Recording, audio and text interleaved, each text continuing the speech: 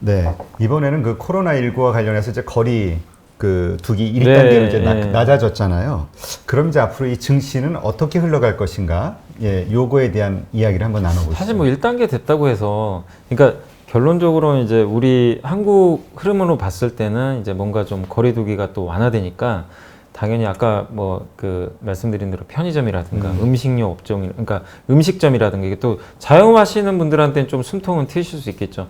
그런 면에서는 경제 전반적으로 좀 활력은 생기고 할 수는 있겠지만, 그러나 우리 뭐 전체적인 그 경제도 그렇고 주식시장도 결국엔 수출 비중이 워낙 높기 때문에 결국은 뭔가 이 전 세계적으로 뭐 한국도 마찬가지지만 뭔가가 바뀌기 위해서는 저는 결국 백신이 나와야 된다고 보거든요. 백신이든 치료제가 의미 있게 나와야 되는데, 그게 나오기 전까지는 뭐 사회적 거리두기 1단계 한다고 해서 갑자기 여러분들이 뭐 영화관을 안 가신 분들이 갑자기 갈 수는 있지만 옛날처럼 갈 수는 없는 거고, 그렇죠. 여행도 못 가요. 어쨌든 갈 수도 없고, 국내 여행은 또 갈 수도 있겠지만, 근데 국내 여행 간다고 해서 국내 여행업사들이 수혜를 받는 건 아니거든요. 해외여행을 가야 되는데, 그러니까 그렇게 봤을 때는 약간의 피해주들이 일부분 수혜는 약간 받을 수 있고 투자 심리가 개선은 되겠지만, 아까 말씀드린 그 결정인자가 뭔가 생길 수 있는 그런 것들이 나와야 되는데, 그거는 저는 백신 치료제라고 보거든요. 그래서 그게 아니기 전까지는 지금 사회적 거리두기 1단계가 증시나 우리 경제에 엄청난 뭐 또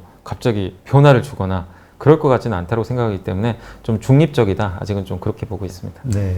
그러면 지금 백신 얘기하셨는데 치료제나 지금 뭐 트럼프 대통령이 들어가서 렘데시비르. 예. 렘데시비르 뭐 그런 것을 통해서 치유가 됐다 이런 얘기도 있고, 그럼 치료제가 나온 거 아니야? 이렇게 생각하는 분들도 있잖아요.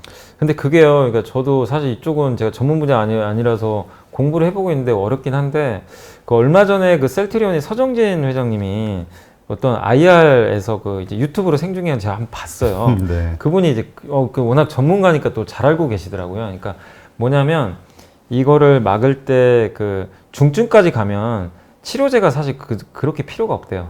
왜냐하면 이미 바이러스는 몸에서 다 빠져나간다고 합니다. 보통 2주면 몸에서 바이러스가 빠져나간대요. 근데 그럼 왜 죽냐? 이 바이러스가 이제 들어와가지고 치료가 이제 그때 초기 단계 안 됐을 때 폐에 손상을 준대요. 몸에 이 장기 같은 데 있죠. 근데 건강한 분들은 그런 걸 다 이겨내요. 건강하거나 젊은 사람들은 이겨내는데, 나이 드신 분들은 면역력이 좀 떨어져 있잖아요.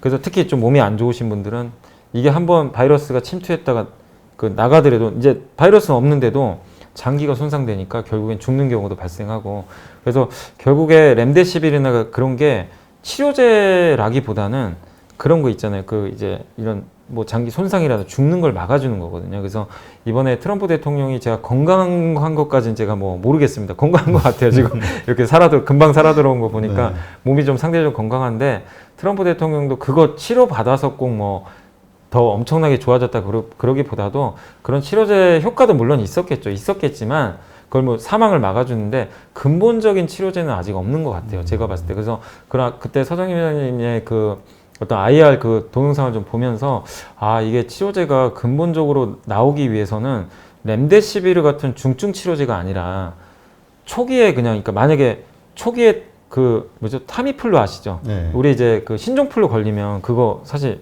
먹으면 한 일주일 정도 그냥 우리가 좀 휴식 취하면 낫잖아요. 치료제가 있잖아요. 그런 것처럼 처음에 바로 투여를 했을 때 경증을 없애줄 수 있는 거, 그게 나와야 된다고 보거든요. 근데 그 치료제가 나오기 전까지는 엄밀한 의미의 좀 치료제는 아직까지는 좀 나오진 않는 것 같고, 그래서 저는 반드시 좀 그러기 위해서는 이걸 어쨌든 박멸을 하기 위해서는 백신밖에 없는 것 같아요. 근데 그 서정임 회장님이 그 어쨌든 백신 이제 본인이 직접 치료제도 만들고 있으니까 그때 얘기했던 게 뭐냐면 내년 상반기로 예상하시더라고요. 내년 상반기 좀 나오게 되면 백신이. 예.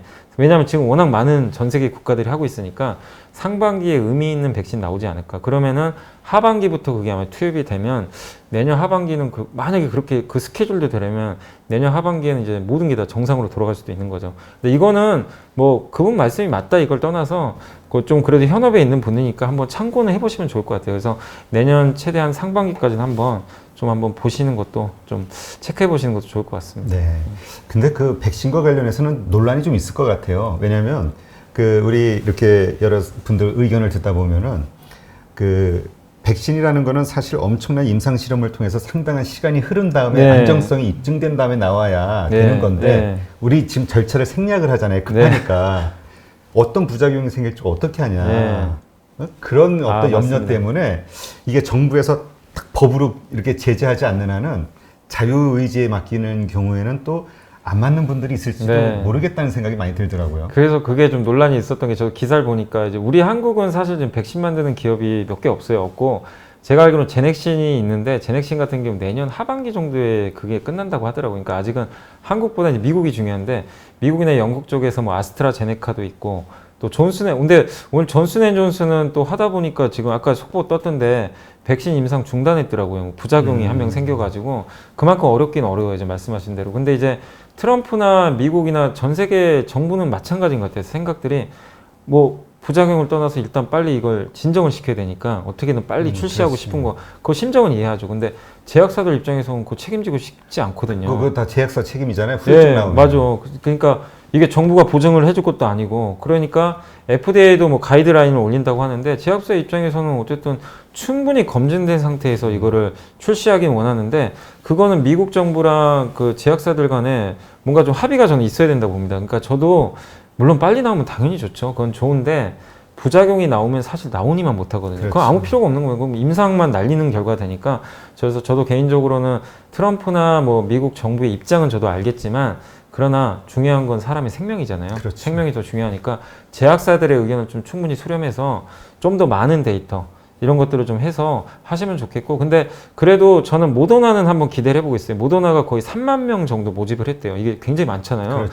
그게 아마 결과가 뭐 올해 말까지 나온다고 하니까 모더나는 그래도 데이터가 워낙 풍부하니까 그게 뭐 정말 정부 압박에 의해서 너무 빨리 나오면 그건 문제가 되겠지만 스케줄대로 천천히 해서 나온다면 그 데이터는 믿어도 되기 때문에 한번 모더나 쪽은 한번 생각해 보시면 좋을 것 같습니다. 네.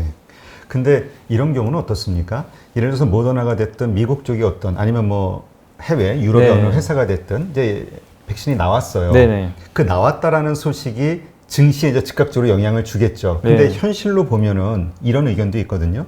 자기네 나라 수급하기도 바쁜데 네. 해외에 줄 물량이 있겠느냐. 아. 그러니까 실질적으로 우리가 그 혜택을 받지는 못하는 그러나 어쨌든 치료제는 백신은 나왔다. 네. 이런 현상이 우리나라 증시에는 어떤 영향을 줄 것이냐. 그 나라 증시는 물론 확 좋겠지만. 근데 우리나라에는 오히려 호재예요, 사실은. 아, 왜 이 말씀 드리냐면 전 세계적으로 그렇게 품질 좋은 대규모 백신을 생산할 수 있는 나라가 별로 없습니다. 한국은 SK 케미칼이 또 있어요. 그리고 삼성 바이오도 있고요. 백신을 대량으로 양산했던 경험 있는 제약사들이 많아요. 왜 아시죠? CMO라고. 네. CMO 회사들이 세계적인 기업들이 우리 한국에 몇 개가 있습니다. 그죠. 셀트리온도. 셀트리온도 할 수 있어요. 아, 그 얘기는 그쪽에서 개발을 했지만 이거 생산을 우리한테 위탁을 줄 수 있다. 그러니까 아스트라제네카 있잖아요. 네. 그 회사가 지금 SK 바이오사이언스랑 계약을 했거든요. 우리 이거 하면 너네가 만들어 달라. 그러면 당연히 개발이 끝나면 SK 바이오사이언스 국내 공장에서 생산을 해야 됩니다. 근데 그렇게 백신 만드는 것도 쉬운 게 아니에요. 당연히 검증이 돼 있어야 되고 용량이 많잖아요. 그렇죠. 대량 시설 생산이 있어야 돼요. 근데 그거를 당장 어떤 국가에서 갑자기 뭐 영국에서 갑자기 없는데 우리가 하겠습니다. 갑자기 돈 들여 그거는 당연히 쉽지가 않습니다. 근데 이미 검증된 회사 거를 쓸 수밖에 없는데 그런 업체들이 우리 한국에 몇 개가 있단 말이에요. 아, 그래서 그러네. 오히려 그거는 우리 그러니까 다른 나라는 제가 모르겠지만 우리 한국 증시 입장에서 오히려 호재가 될 수도 있는 거죠. 그리고 그 개별 그 생산이 기업, 가능한 업체들 그리고 실제로 어떤 그 어떤 의견이 오고 가는 네, 그런 상황까지 가면은 아주 큰 네, 오히려 어떤 호재가 호재가 될 될 수 수 있겠네요. 있겠네요. 호재가. 그리고 이게 뭐 이제 저는 이제 대한민국 국민이니까 기대감이 당연히 있는 거 또 아니에요? 만약에 또 그렇게 되면 또 우리 한국 국민 우선으로 또 이런 또 계약도 할 수 있는 거니까 한번 그런 건 좀 기대해 보겠습니다. 아, 예. 그런 면이 있네요. 네, 또. 있습니다. 네. 그러면 이번에는 그 이러한 코로나 문제 때문에 이 언택이 부상이 되고 컨택 관련된 주들, 네. 컨택트 주들은 이제 많이 하락해 있는 네. 상황인데 뭐 지금 일종의 컨택과 관련 컨택이라고 부를 수 있는 주들이 약간 오른다. 이걸 약간 순환매 정도로 생각하는 분들도 있는데 네. 근본적으로 뭐 여행주나 항공주 뭐 네. 그 외에도 여러 가지 네. 컨텐츠주들 어떻게 보시나요? 그러니까 아까 설명드린 대로 화장품, 그러니까 컨택트도 되게 다양하잖아요. 네. 백신이 나오기 전이라도, 그러니까 코로나가 지금부터 이어지면 물론 강도는 조금씩 완화되니까 더 좋아질 수 있는데 이런 상황이 1년이 더 유지되더라도 더 이상 나빠질 게 없는 기업들이 있어요. 그러니까 대표적으로 아까 GS 리테일 같은 편의점, 또 화장품 회사들, 그리고 호텔 신라 같은 면세점도요. 의외로 중국 사람들이 안 오는데도 중국의 그 따이공이라고 이제 보따리상들이 물건을 많이 사가거든요. 그 사람들이 2주 격리 각오하고 온대요. 아, 그래요? 한국 왜냐면 물건이 좋으니까, 물건도 좋고 싸니까. 그래서 격리 각오하고 와서 사가니까 시내 면세점은 매출이 살아나고 있어요. 오히려 공항은 없지만 그런 거 보면 호텔 신라 같은 것도 더 이상 망할 건 없어요. 그리고 좋은 점이 임차료를 이제 할인해줘요. 그 이제 인천공항에서 그게 1년에 3천억씩 임대료 내야 되는데 엄청나네. 그게 지금 만약에 매출 기준으로 이제 원래는 1년에 3천억씩 내야 된대요.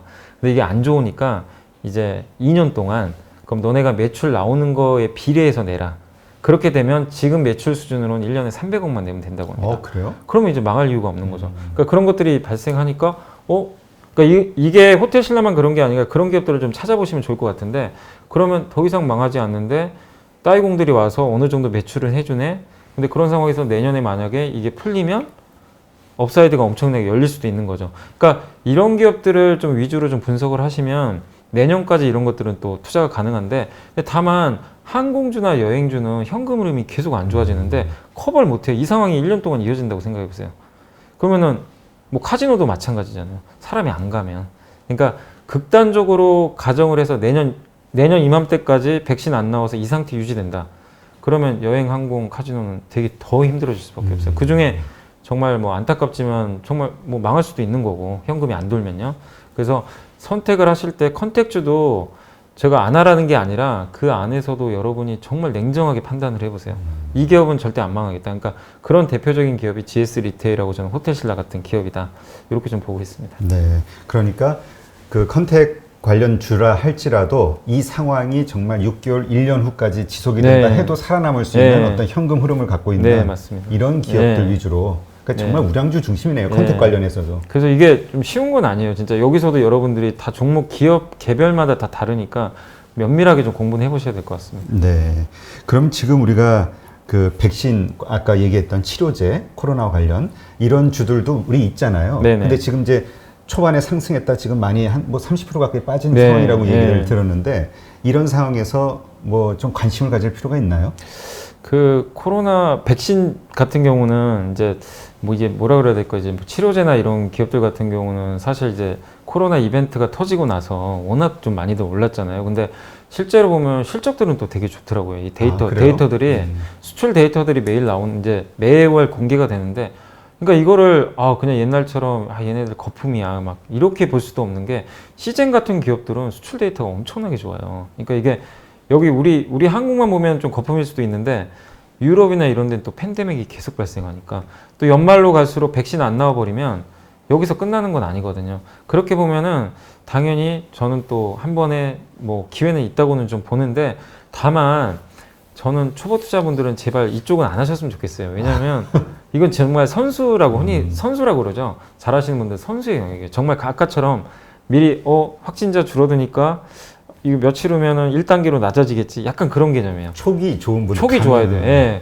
그걸 알고 차트도 보실 줄 아셔야 되고 적절한 타이밍에 들어가셔야 되거든요.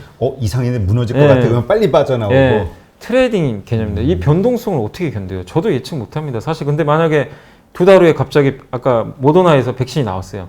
그러면 여기서 주가 완전히 부러지거든요. 이런 기업들은. 그럴 수도 있겠네요. 예. 왜냐하면 이제 치료제가 나와버리면 만약 백신이 나와버리면 1등에게만. 예. 그리고 진단 키트가 의미가 없어져 버리잖아요. 특히 진단 회사들은. 그러네. 진단 받을 이제 백신 맞으면 되니까. 그러네 진짜. 그러니까 그런 변수도 되게 복잡하니까 우리가 알 수가 없어요. 이거는 사실은 반반이잖아요.